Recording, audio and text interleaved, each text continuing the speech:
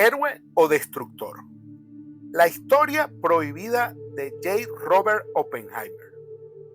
El destino del mundo se decidió en un desierto, bajo un sol abrasador. En un instante, el intelecto más brillante del siglo XX liberó el fuego de los dioses, no para iluminar, sino para desatar el poder de la aniquilación. Esta es la historia de Julius Robert Oppenheimer, el hombre que soñó con estrellas y creó el infierno en la tierra. Oppenheimer no era solo un físico, era un poeta del cosmos, un polímata que dominaba idiomas y filosofías tan fácilmente como las ecuaciones de la mecánica cuántica. Nacido en una familia acomodada de Nueva York, su mente era un motor de curiosidad insaciable. A los 22 años ya tenía su doctorado y en las siguientes décadas su liderazgo carismático lo convirtió en una figura central de la física teórica en Estados Unidos. Sus alumnos lo idolatraban y sus colegas lo veían como el faro de una nueva generación.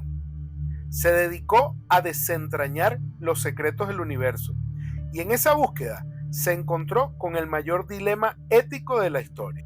Todo cambió con el proyecto Manhattan. En 1942, el gobierno de Estados Unidos lo eligió para liderar un esfuerzo secreto para crear la primera bomba atómica. Una carrera contra el tiempo y contra la amenaza de un arma nazi. Oppenheimer, con un séquito de mentes brillantes, se internó en el desierto de los Álamos, Nuevo México. Allí, en un laboratorio improvisado, se gestó el invento que acabaría con una guerra y daría inicio a una nueva era de terror. Él, el hombre de la ciencia pura, tuvo que convertirse en el líder de un proyecto militar. La culminación de ese esfuerzo fue la prueba Trinity, el 16 de julio de 1945, cuando la primera bomba atómica detonó.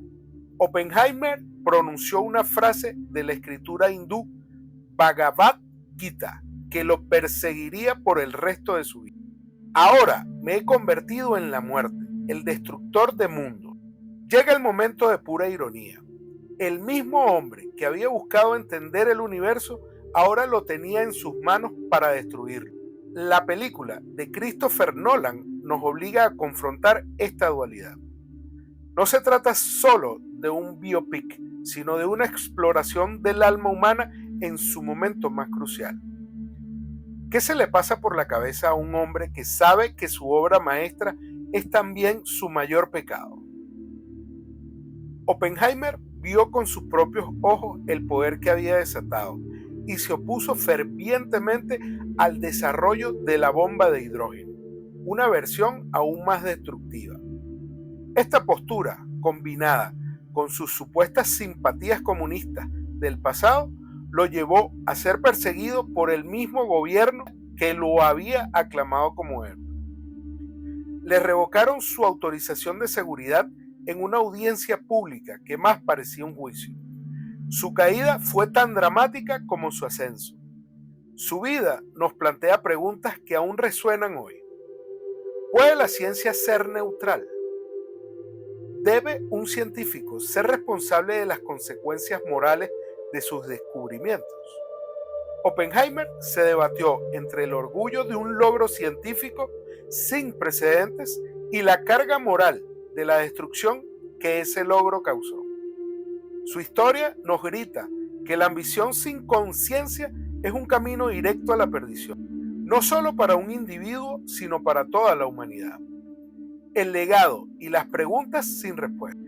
¿Crees que el desarrollo de la bomba atómica fue un mal necesario para terminar la guerra o fue una línea que nunca debió cruzarse?